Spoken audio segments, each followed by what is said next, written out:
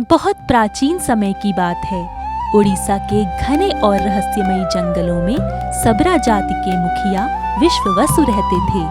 वे प्रतिदिन पूरे विश्वास और भक्ति के साथ एक गुप्त देवता की पूजा किया करते थे। इन देवता का नाम था नील माधव। नील माधव किसी भव्य मंदिर में विराजमान नहीं थे, न उनकी पूजा की विधि किसी ग्रंथ में लिखी थी।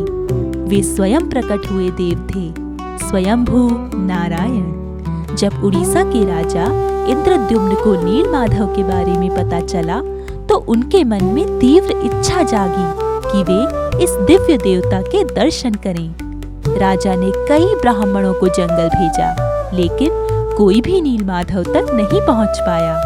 अंत में राजा ने एक विद्वान और भक्त ब्राह्मण विद्यापति को इस कार्य के लिए चुना। विद्यापति जंगल पहुंचे। वहीं उनका विवाह विश्ववसु की पुत्री ललिता से हो गया।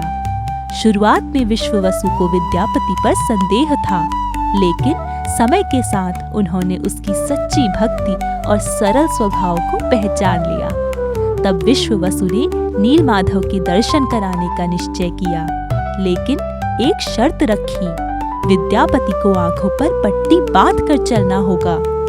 विद्यापति बहुत बुद्धिमान थे। उन्होंने चुपचाप रास्ते में सरसों के दाने गिरा दिए। दर्शन के बाद जब वे लौटे तो उन्हीं दानों से सरसों के पौधे उगाए और गुप्त मार्ग सबके सामने प्रकट हो गया। इस प्रकार नील माधव का रहस्य उजागर हो गया। जब राजा इंद्रद्युम्न नील माधव के दर्शन के लिए पहुंचे तो वहां नील माधव अंतर्धान हो चुके थे। राजा बहुत दुखी हुए। तभी आकाश से दिव्य वाणी सुनाई दी, मैं शीघ्र ही एक नए रूप में प्रकट होऊंगा। कुछ समय बाद समुद्र से एक दिव्य दारू यानी लकड़ी प्राप्त हुई। उसी पवित्र लकड़ी से भगवान जगन्नाथ, बलभद्र और सुभद्रा की मूर्तियां बनाई गई। यहीं से नील माधव से जगन्नाथ बनने की लीला पूर्ण हुई। जो देव पहले जंगलों में गुप्त रूप से पूजे जाते थे, वे अब पुरी धाम में संपूर्ण संसार के नाथ जगन्नाथ बन गए। यह कथा सिखाती है कि भगवान किसी एक स्थान या रूप में सीमित नहीं होते। वे जहाँ सच्ची भक्ति होती है वहीं प्रकट होते हैं। जय जगन्नाथ।